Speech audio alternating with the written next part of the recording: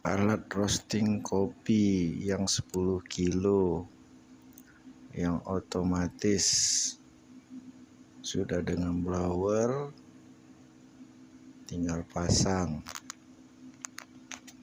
Kapasitas tidak banyak, cuman ini mesin modern.